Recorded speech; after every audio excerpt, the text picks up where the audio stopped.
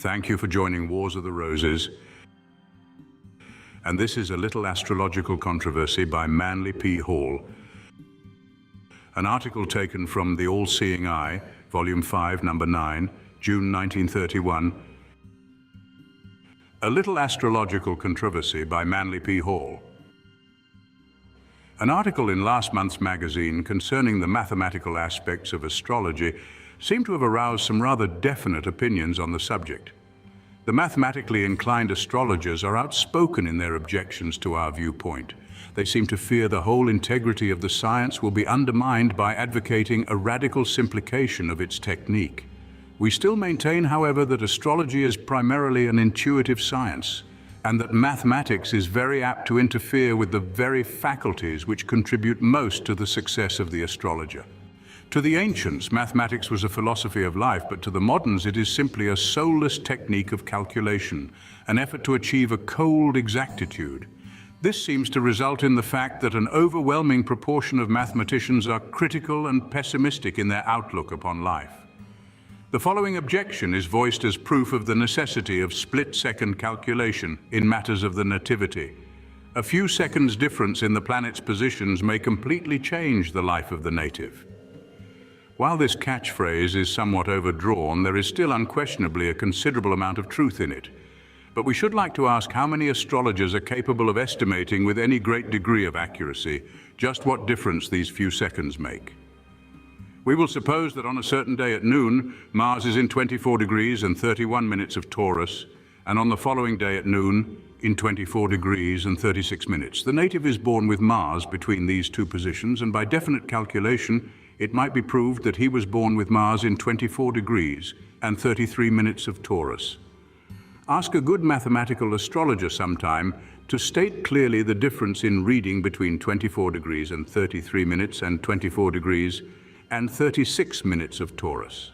With the exception of the moon's position, it is possible to tell at a glance from the place of the planet in the ephemeris its position in the horoscope within half a degree. With a little practice, the same can be accomplished with the moon. With the planetary positions ascertained within half a degree, it can be said with reasonable certainty that the planet is figured more closely than the astrologer will be able to read it. Even in matters of cusps and aspects, half a degree will have very little effect. And when a planet is that close to any vital point, the astrologer must on any account modify his reading. But, objects the mathematician, if I haven't the planet exactly calculated, how am I going to know with certainty that the native is going to drop dead at 4:30 on Thursday afternoon? Only with great accuracy of calculation can I arrive at these exact figures.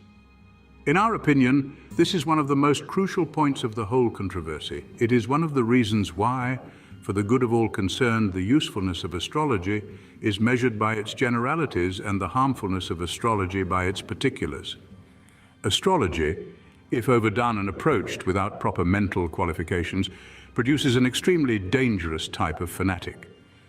It is very easy to live in a miasma of fatalism so that the enthusiast quickly finds himself in a labyrinth of squares and oppositions, from which it is often difficult to extricate himself. We have seen some very peculiar results which may be traced directly to the sincere but poorly controlled interest in astrology. Astrology is particularly valuable in the analysis of character, the diagnosis of disease, and what may be termed the field of human chemistry or relationships.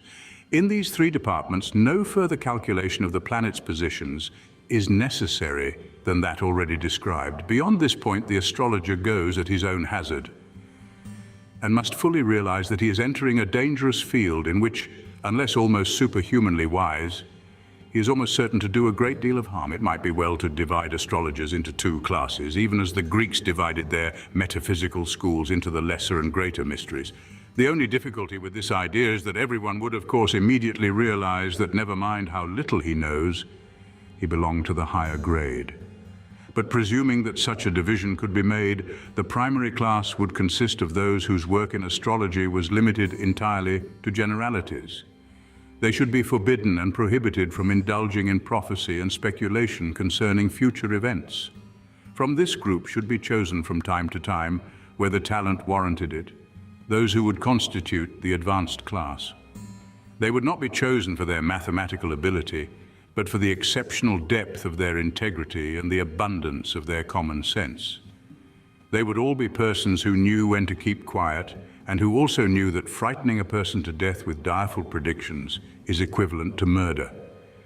In the hands of the experienced few, the advanced elements of astrology might be useful, but there are scores of horoscopers in this country at the present time who are certainly complicating the ills the flesh is heir to.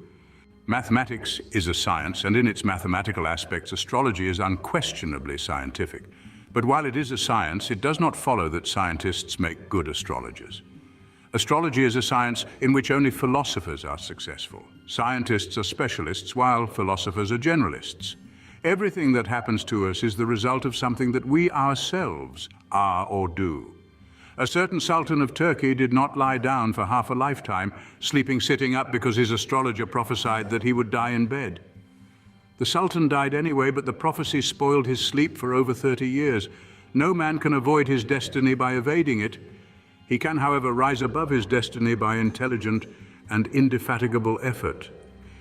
As a guide to the directionalization of endeavor, astrology is invaluable, but as simply a revealer of impending fortune, good or ill, it is of very little importance. If the astrologer tells us that we're about to become rich, we're apt to sit down and wait for it and remain poor. If he tells us we are going to break our necks on the 6th of next July, we are apt to make our wills and walk off the end of a pier on that day from a sickening realization of the inevitability of catastrophe. There is even the record of an astrologer who killed himself when he discovered that a prediction concerning his own death was not going to be naturally fulfilled. Split seconds and dire predictions go hand in hand, and few who calculate horoscopes right down to the minute can resist the element of fatalism which enables them to dogmatize concerning incidents, places, and times. If, however, a small margin is left for the planets to remain a few seconds out of exact position, the broad generalities are sketched just as accurately. But when someone asks what is going to happen to him on next Tuesday afternoon, the astrologer will have to say, well, you know, this is hardly calculated for such close work. The period in general is good, or the period in general will require careful watching. These generalities will give the necessary warning, but they will not leave the person whose horoscope is read in a condition where fatality destroys the sharp edge of his will. The more accurately a chart is set, the more dangerous it is to all concerned.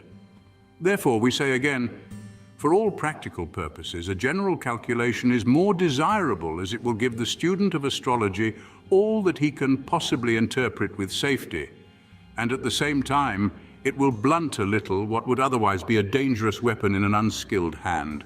What is true of astrology is also true of the sacred writings of the ancients.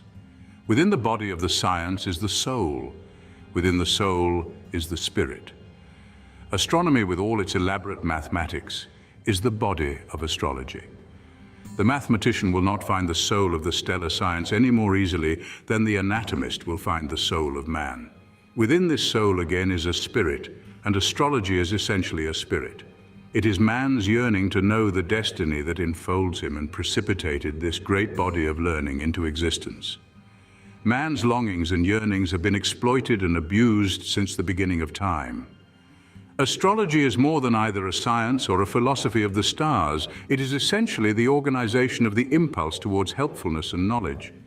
Astrology is the implement of the enlightened humanitarian. It is the tool, the instrument by means of which his impulse towards helpfulness can be directionalized.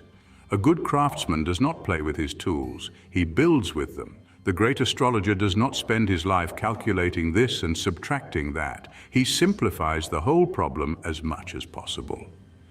Recognizing the law of natural economy, he realizes that every hour wasted in abstract theorizing over some far-fetched angle is an hour lost which might otherwise be used for the application of the ideals of astrology to world problems that need not theory but constructive and unselfish practice. Thank you for watching, and please don't forget to share, like, subscribe, and comment. And if you can, please consider donating to Wars of the Roses. Links to PayPal and Patreon are in the description. Thank you so very much.